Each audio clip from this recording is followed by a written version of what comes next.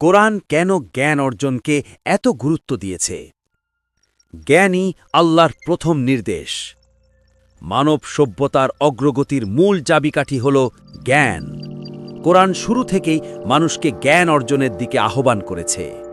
ইকরাহ বিস্মি রব্বিকাল্লাযী খালাক, পড়ুন তোমার প্রভুর নামে যিনি সৃষ্টি করেছেন। সূরা আল আলাক 1। কোরআনের প্রথম শব্দই ছিল ইকরা, পড়ো। এটি প্রমাণ করে যে ইসলাম জ্ঞানকে সর্বোচ্চ মর্যাদা দিয়েছে। জ্ঞান ও অজ্ঞতার পার্থক্য। কুল হাল ইয়াস্তাবিল্লাযীনা ইয়ালামুনা ওয়াল্লাযীনা লা ইয়ালামুন, বলুন যারা জানে আর যারা জানে না তারা কি সমান? সূরা আজ-জুমার 9। জ্ঞান মানুষকে আলোকিত করে, অজ্ঞতা তাকে বিভ্রান্ত করে। জ্ঞান সমাজ পরিবর্তনের হাতিয়ার। ইয়ারফাইল্লাহুল্লাযীনা আমানু মিনকুম ওয়াল্লাযীনা উতুল ইলমা দারাজাত, আল্লাহ তোমাদের মধ্যে যারা ঈমান এনেছে এবং যাদের জ্ঞান দেওয়া হয়েছে তাদের মর্যাদা বৃদ্ধি করেন। সূরা আল মুজাদিলা 11। জ্ঞান সমাজকে উন্নত করে, ন্যায় প্রতিষ্ঠা করে এবং মানুষকে আল্লাহর কাছে আরও ঘনিষ্ঠ করে। হাদিসে জ্ঞানের গুরুত্ব।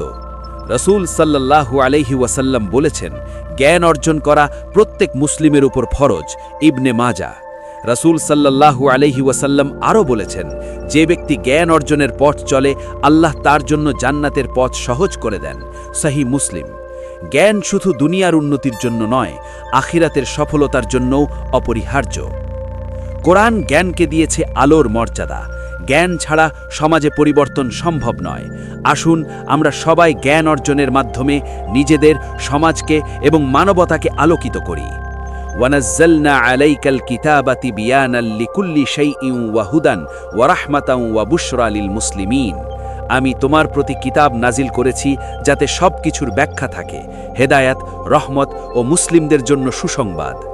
আসুন আমরা সবাই কোরআনের আলো, জ্ঞান ও অনুপ্রেরণার মাধ্যমে নিজেদের জীবন ও সমাজকে পরিবর্তন করি। সোশ্যাল ইকো বিডির সাথে যুক্ত থাকুন, শেয়ার করুন, শিখুন এবং অন্যকে শেখার জন্য অনুপ্রাণিত করুন। সাবস্ক্রাইব করুন, ভিডিও শেয়ার করুন এবং পরিবর্তনের অংশীদার হন। আমিন।